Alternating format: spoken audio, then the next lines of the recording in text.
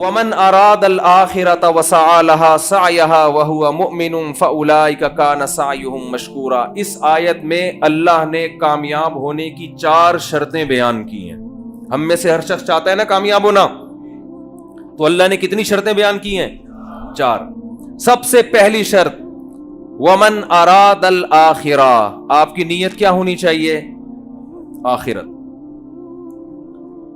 انسان تہجد گزار ہو، اللہ کی راہ میں جہاد کرے، تبلیغ کرے، اگر نیت اللہ کی رضا نہیں ہے تو وہ عمل مقبول نہیں۔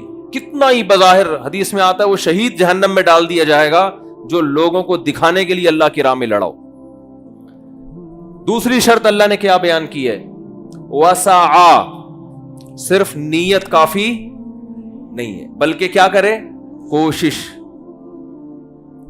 بیٹھا ہوا ہے ہاتھ پہ ہاتھ رکھے ہوئے، میری نیت ہے میں صدقہ خیرات کروں گا، صدقہ کرنے کی کوشش نہیں کرتا۔ میری نیت ہے میں رشتہ داری کو جوڑوں گا، جوڑنے کی کوشش نہیں کرتا۔ میری نیت ہے میں جہاد کروں گا، تیاری نہیں کرتا، کوشش نہیں کرتا، نیت نہیں کرتا۔ نیت سے مراد عمل کی نیت۔ میری نیت ہے جی میں ماں باپ کی خدمت کروں گا مگر خدمت کی کوشش نہیں کرتا، تو اللہ نے کامیابی کی دوسری شرط کیا بیان کی ہے؟ وسعا، کوشش بھی بولے نا بھائی کرنی ہے۔ تیسری شرط وسعا لہا سعیہا، کوشش آخرت والی، اخپل طریقے سے کوشش۔ بولو بھائی اخپل تو سمجھتے ہیں نا، اخپل کوشش نہیں چلے گی۔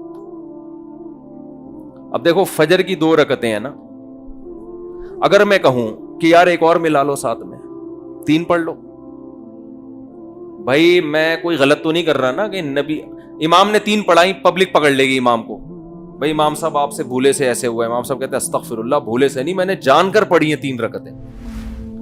کیوں بھائی امام صاحب جان کر کیوں پڑھی؟ بھائی میں نے اس لیے پڑھی ہے کہ 2 سجدے پہلی رکعت میں، 2 دوسرے میں، 2 اگر گریبی میں لگا دو تو کیا جا رہا ہے بھائی؟ 4 تو اللہ کی طرف سے فرض ہیں، 2 ہماری طرف سے کیا ہو گئے؟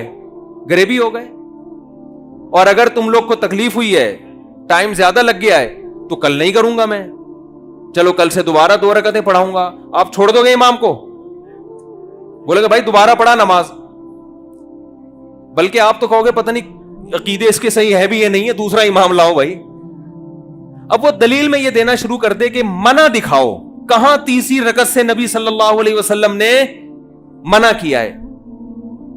کہاں نبی صلی اللہ، اور عقلی دلیل یہ دے کہ نبی کیسے اللہ کے سامنے سجدہ کرنے سے روک سکتے ہیں؟ ہم تو 4 کے 6 سجدے کر رہے ہیں، نبی نے تو فرمایا قرۃ عینی فی الصلاۃ، میری آنکھوں کی ٹھنڈک کس میں ہے؟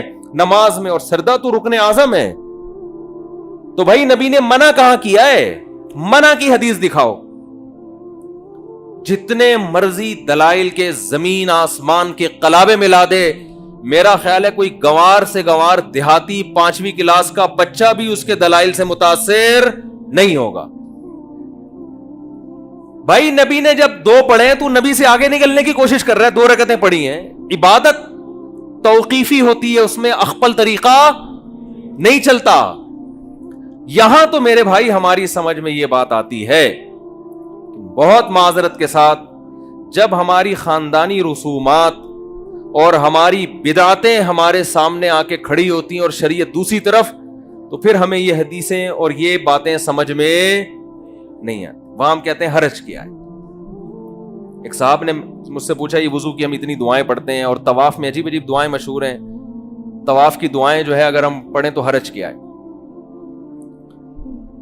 میں نے کہا حرج یہ ہے کہ جو چیز ثابت ہے وہ چھوٹ جائے گی آپ سے۔ جب بھی کوئی انسان ایک بدعت پر عمل کرتا ہے نا تو اللہ اس سے سنت چھین لیتے۔ ہمارے شیخ حضرت مفتی رشید احمد صاحب فرمایا کرتے تھے بعض لوگ عملاً بدعتی ہوتے ہیں اور بعض مزاج کے بدعتی ہوتے ہیں۔ ان کو لگتا ہے کوئی چیز مارکیٹ میں نہیں آئے نا تو ان کو وہ والی چیز میں مزہ نہیں آتا جو ثابت شدہ ہو قرآن و سنت سے۔ تو قرآن نے کیا کہا ہے؟ وسعا لہا سعیہا، آپ کی اخپل کوشش بولو نہیں چلے۔ ساری رات انسان الٹا لٹک کے نماز پڑھتا رہے ثواب ملے گا؟ بتاؤ سیدھے کھڑے ہو کے نماز پڑھنا زیادہ مشکل ہے الٹا لٹک کے؟ محنت زیادہ کون کر رہا ہے؟ کوشش تو وہ کر رہا ہے جو الٹے لٹک کے پڑھ رہا ہے. لیکن نماز کس کی ہوگی؟ جو تمیز سے سیدھا کھڑا ہو کے نماز پڑھ رہا ہے. تو ابھی کسی خاتون کا تھوڑی دیر پہلے فون آیا کہ میرے ابا کا انتقال ہو گیا تھا, ہم ہر جمعرات کو ان کے لیے کچھ لوگوں کو جمع کرتے ہیں, دعا ہوتی ہے. ہمارے جو پشاور سے تعلق رکھنے والے بھائی ہیں, پشاور والے بھائیوں کو بولتے ہوئے اتنا ڈر لگتا ہے کہ مجھے, یعنی کیونکہ ہمارے جو پشتون بھائی ہیں نا یہ غیرت میں بہت آگے ہیں. 100 دفعہ سوچنا پڑتا ہے, کوئی زبان میں ذرا سی بھی دائیں بائیں کچھ لڑک گئی تو بھائی ہماری خیر نہیں ہے. مہمان نواز بھی بہت ہیں, بہادر بھی بہت ہے, لیکن بہت حساس بہت زیادہ. پشاور میں KPK میں بہت معذرت کے ساتھ عادت ہے, کوئی مر جائے نا تو جو تعزیتی پروگرام چلتے ہیں, رشتہ دار کہتا ہے جو میت کا بیٹا, کاش میں مر جاتا اور ابا یہ ذمہ داری مہمانوں کو نمٹانے کی سنبھال لیتے. یہ حالت ہو جاتی ہے. یعنی ان کا یہ ہوتا ہے, سب کی بات نہیں کر رہا بھائی, جو بیان سن رہے ہیں ان کے علاوہ کی, بندہ مر جائے نا جو تمبو لگنے کے بعد تعزیتی پروگرام, پھر قرآن خوانیاں, پھر دیگیں, پھر جو آ رہا ہے اس کو چائے, پھر ایک رسم ہے جو آ رہا ہے دعائے خیر اللہ تعالیٰ مغفرت نہ دے وغیرہ وغیرہ, پوری لمبی دعا. جو بھی آئے گا سب نے ہاتھ اٹھانا ہے. ہاتھ نہ اٹھائیں تو اس بات کا خطرہ ہے جہاں جنازہ لیٹا ہوا ہے تھوڑی دیر میں آپ بھی وہی لیٹ. میرا اندرون سندھ دورہ ہوا, مجھے نہیں پتا تھا ان کے یہاں میت بھی ہو گئی ہے, تو اور میت ہوئے ہوئے بھی کئی دن ہو چکے تھے. میں وہاں گیا, میں تو سندھی حضرات تھے بڑے محبت کرنے والے, بیان سن رہے ہوں تو بھائی معذرت. تو ان کے کہیں والد صاحب کا 30-40 دن پہلے انتقال ہو گیا تھا. اب جو بھی آ رہا ہے نا 30-40 دن کے بعد بھی کیا کر رہا ہے, ہاتھ اٹھا کے دعا. مجھے پتا تھا یہ ان کی رسم ہے, جو نہ مانگے نا اس کو چھوڑتے نہیں ہے. یہ 3 دن ویسے ہی تعزیت, اتنا لمبا غم کو کھینچنا شریعت میں ویسے بھی نہیں ہے نا. میں نے ارادہ کر لیا, میں نے کہا میں بس اخپل طریقے سے دعا مانگوں گا, ہاتھ نہیں اٹھاؤں گا. میں نے ان سے کہا, انہوں نے مجھے کہا وہ ہمارے ابا کا بھی انتقال ہو گیا تھا, ذرا دعا کر دیں. میں نے کہا دل سے دعائے اللہ ان کی مغفرت فرمائے, ان کے درجات کو بلند فرمائے, ان کو ترقیاں. اتنی میں نے اپنے ابا کے لیے شاید دعا نہیں مانگی ہوگی جتنے ہاتھ اٹھائے بغیر ان کے ابا کے لیے دعا مانگی. انہوں نے کہا ہاتھ اٹھا کے ہو جائے. میں نے کہا بس یہ ہو گئی, بس اتنا کافی ہے. نہیں جی ہاتھ اٹھا کے ہو جائے. میں نے کہا ہو گئی نا دعا, دل سے دعا مانگی. تو کہہ رہے ہیں آپ ہاتھ کیوں نہیں اٹھا رہے؟ میں نے کہا دیکھو سب اٹھاتے ہیں, یہ ضروری سمجھ لیا ہے, کوئی چیز اپنے اوپر مسلط نہ کرو, ہنسی خوشی زندگی گزارو. جو زندہ ہیں ان کی بھی فکر کرو نا, کچھ ان کو ٹینشن نہ دو. نہیں بھائی, پھر تھوڑی دیر میں ایک بندہ آیا, ہاتھ اٹھائے, ہم بھی ڈھیڑ بن کے بیٹھ گئے تھے. پھر کیا ہوا جی, کھانا تھا, کھانے کے بعد ان کے دفتر میں گئے, کوئی ان کا افتتاح تھا, پھر انہوں نے کہا ہاتھ اٹھائے. میں نے کہا اللہ اس سے زیادہ میرے بس میں, یہ پکڑ کے مجھے ماریں گے. پھر میں نے ہاتھ اٹھا لیا. میں نے کہا اللہ میں تو چاہ رہا تھا لیکن یہ جبر میں آ جاتا ہے, اس سے زیادہ میرے بس میں نہیں ہے. تو بھائی کیوں جو چیز شریعت سے ثابت نہیں ہے اس کے پیچھے کیوں اتنا پڑ جاتے؟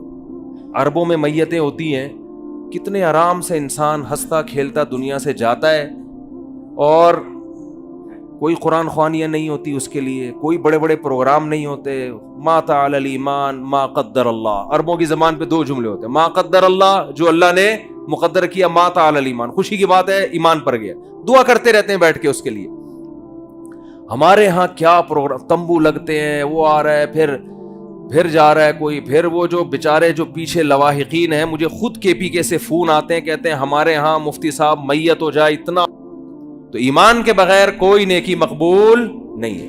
مجھ سے لوگ اکثر پوچھتے ہیں یہ اتنے بڑے بڑے سائنسدان تھے, انہوں نے انسانیت کی اتنی خدمت کی ہے, اور آپ کہتے ہو یہ جنت میں نہیں جائیں گے, تو ان کو کوئی آخرت میں بدلہ نہیں ملے گا, ایسا کیوں ہے بھائی؟ اسلام ایسا سخت نظریہ کیوں سکھاتا ہے؟ میں ان سے کہتا ہوں دیکھو ان بڑے بڑے سائنسدانوں نے آپ کی خدمت کی, جس کی وجہ سے آپ کو ان سے اتنی محبت کہ آپ کو ان کا جنت میں نہ جانا اور جہنم میں جانا برا لگ رہا ہے. تو تو جس اللہ نے ان پر اتنے احسانات کیے تو اس اللہ سے ان کو تعلق کیوں نہیں تھا؟ آپ کو ان کے ایڈیسن نے بلب ایجاد کر لیا، ایک بلب دیا ہے اس نے. اب ہمارے یونیورسٹی کے طلبہ چاہتے ہیں جہنم میں نہ جائے، ہم بھی یہی چاہتے ہیں نہ جائے، تو بھائی اگر نہ جائے تو ہمیں کیا ہو؟ لیکن اللہ کہہ رہا ہے کہ نہیں، اگر اس تک اسلام کی دعوت پہنچی تھی، عقیدہ توحید اس تک پہنچا اور اس نے عقیدہ توحید پر ایمان نہیں لایا، اللہ نہیں معاف کرے گا، یہ قرآن کا فیصلہ ہے. اب ہمارے جو یونیورسٹی کے لوگ ہیں نا، ان کو بڑے اشکالات ہوتے ہیں، اور اتنی انسانیت کی خدمت کی، بلب بنا کے چلا گیا. وہ بلب کیا کیا کر رہا ہے آپ دیکھو. وہ بلب جناب روشنی کا کام بھی کر رہا ہے، بیکری کے کیکوں کو بھی کیا کر رہا ہے؟ تازہ رکھ رہا ہے نا. پتہ نہیں لگتے ہیں، پہلے تو وہ کیک کو گرم کرنے کے لیے بلب لگایا کرتے تھے. تو کتنی خدمت کر کے چلا گیا وہ، اور یہ مسلمان لوگ کہتے ہیں کہ وہ جنت میں نہیں جائے گا. تو بھائی اس نے ایک بلب دے کر آپ پر احسان کیا، اور آپ کو اس کا جنت میں، اس کا جہنم میں جاتے ہوئے ترس آ رہا ہے کیونکہ آپ کا محسن ہے. تو جس خدا نے سورج دیا، چاند دیے، جس خدا نے ایڈیسن کو پیدا کیا، جس خدا نے اتنے بڑے بڑے ان لکم فی الانعام لعبرہ نسقیکم مما فی بطونہ من بین فرث ودم لبنا خالصا سائغا للشاربین. قرآن کہتا ہے سوکھا چارہ ہم ان جانوروں کو کھلاتے ہیں، سوکھے چارے کو تم رگڑ کے دیکھو تیل کا ایک قطرہ نہیں نکلے گا، لیکن اس جانور کو کھلاتے کیسا چکنا گاڑا دودھ اس سوکھی گھاس سے اللہ نکال کے دکھاتا ہے. اور اس خالصاً فرمایا کہ نہ اس میں گوبر کی بدبو نہ خون کی بدبو.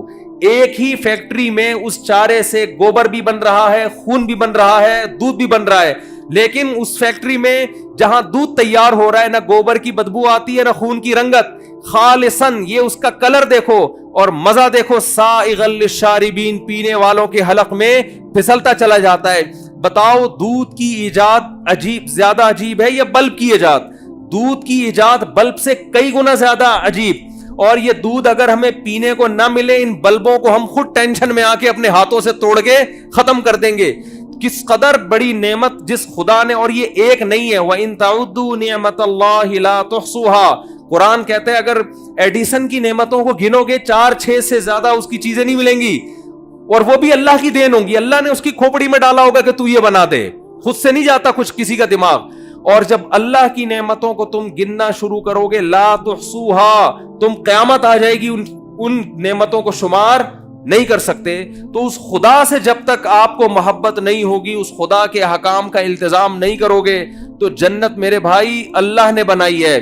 جس خدا نے جنت بنائی ہے وہ اپنے پرچے میں پاس ہونے والوں کو اس جنت میں داخل کرے گا. اس کا اپنا معیار ہے، جنت کا ہمارا اخپل معیار نہیں چلے گا، اس کا اپنا معیار ہے، اس معیار پہ پورا اترنا پڑے گا. اس سائنسدانوں کی تھوڑی ہے جنت جو ہم کہیں کہ جی سائنسدانوں نے بنائی ہے. جس خدا نے بنائی ہے وہ کہہ رہے میرے معیار پہ چلو.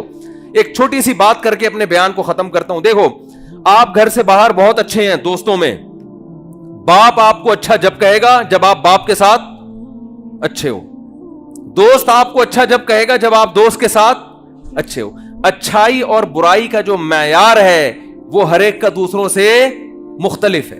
بیوی آپ کو اچھا جب کہے گی جب آپ، جو بیویاں میرا بیان نہیں سن رہی ان کی بات کر رہا ہوں، جو خواتین یعنی لوگوں کی جو بیویاں، آپ کا پتہ نہیں کتنی بیویاں مولوی صاحب نے رکھی ہوئی ہیں، تو لوگوں کی بات کر رہا ہوں کہ عورت اس شوہر کو اچھا کہے گی جو پوری توجہ کس کو دے؟ بیوی کو. لیکن ساس اس شوہر کو اچھا، اس بیٹے کو اچھا کہے گی جو پوری توجہ کس کو دے؟ ماں کو. تو میرے بھائی ہمارے ہاتھ میں اگر جنت ہوتی تو پھر ہمارے معیارات دوسروں سے مختلف، ہر شخص کا اپنا معیار. جنت چونکہ اللہ نے بنائی ہے لہذا معیار بھی کس نے رکھا ہے؟ اللہ نے. اللہ کہتا ہے جو سب سے پہلے میرے ساتھ مخلص ہوگا اس کو میں جنت میں داخل کروں گا. تو یہ اللہ کا معیار ہے. تو اللہ نے 4 شرطیں بیان کی، یاد رہیں گی. نیت اچھی ہو، نمبر 2 کوشش بھی کرے، نمبر 3 اس کوشش میں بدعتوں کو شامل نہ ہونے دے، اور نمبر 4 عقیدہ بھی اس کا صحیح ہو. یہ 4 کوشش ہوگی تو اللہ فرماتے ہیں فَأُولَئِكَ كَانَ سَعْيُهُمْ مَشْكُورًا. ان کی کوشش کا صرف بدلہ نہیں ملے گا، بہت اچھا بدلہ ملے گا. مشکورہ کا یہ مطلب ہے، صرف بدلہ نہیں بلکہ جتنا کرو گے کم سے کم 10 گنا، اور اس سے زیادہ اللہ جس کے لیے چاہے بڑھا دے.